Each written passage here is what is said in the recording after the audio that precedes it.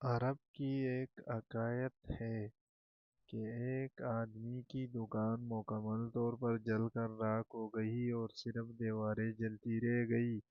جب آگ بجھائی گئی تو لوگ اس کے ارد گرد جمع ہو گئے تاکہ اس کو تسلی دے۔ سب حیران تھے کہ وہ مسکرا رہا تھا، جیسے کچھ ہوا ہی نہیں اور جیسے اس کا واحد ذرا ماش نہیں جلا تھا۔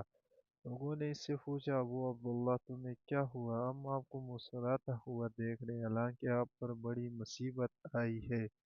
کیا آپ نے اپنا دماغ کھو دیا؟ اس نے جواب دیا، میں کیوں غمگین ہوں، جبکہ مجھے یقین ہے اگر میں اللہ کی قضاء و قدر پر راضی رہوں گا تو اللہ مجھے اس سے بھی بہتر عطا کریں گے۔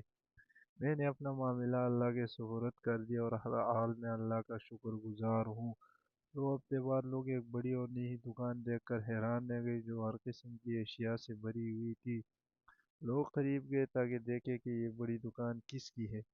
انہوں نے ابی عبداللہ کو دیکھا، دکان کے اندر نماز پڑھتے ہوئے پایا۔ لوگوں نے کہا، یہ کیسے ہوا؟ ابھی 2 ہفتے پہلے آپ نے اپنی پرانی دکان کھوئی تھی، اور یہ سب پیسہ کہاں سے آیا؟ ابو عبداللہ مسکرایا اور کہا، کیا میں نے تم سے نہیں کہا تھا کہ مجھے یقین ہے کہ اللہ مجھے عطا کرے گا؟ اللہ کی قسم، اس نے اپنی عطا سے مجھے حیران کر دیا۔ جمعے کی صبح میرے پاس اپنے بچوں کے کھانے کے پیسے بھی نہیں تھے۔ میرے بیوی نے کہا وہ اپنی بہن سے قرض لینے جا رہی ہے۔ وہ گئی اور 1 منٹ کے بعد کچھ پیسے لے کر واپس آ گئی۔ میں نے وہ پیسے لیے اور مچھلی خریدنے کے لیے بازار چلا گیا۔ میں نے ایک مچھیرے کو ایک چھوٹی سی مچھلی ہاتھ میں لیے دیکھا۔ وہ لوگوں سے 200 دینار میں اسے خریدنے کے لیے التجا کر رہا تھا۔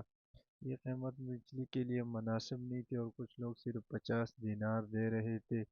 میں اس کے قریب گیا اور پوچھا، آپ اس کو اتنی زیادہ قیمت میں کیوں بیچ رہے ہیں؟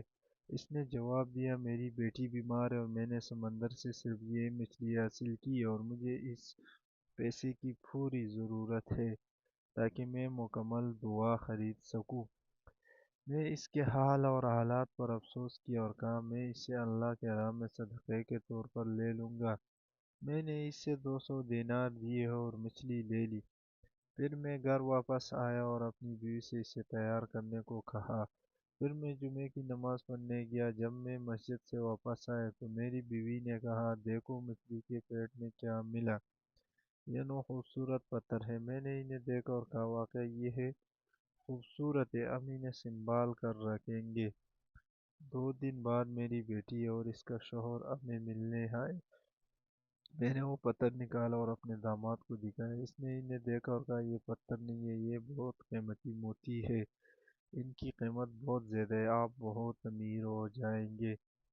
میرے داماد نے تاجروں اور ماہرین سے رابطہ کیا اور میں یقین نہیں کر سکتا تھا وہ انہیں خریدنے کے لیے مقابلہ کر رہے تھے۔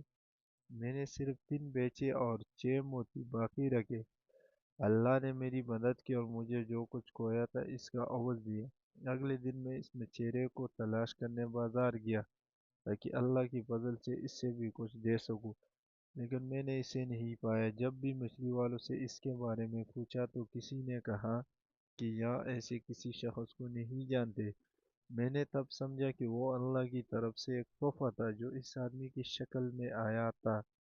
جب آپ کا اللہ پر حسن ظن سچا ہوتا ہے تو وہ آپ کو عطا اور خوشیوں سے حیران کر دیتا ہے اور ایسی جگہ سے رزق دیتا ہے جہاں سے آپ نے کبھی سوچا بھی نہیں ہوتا۔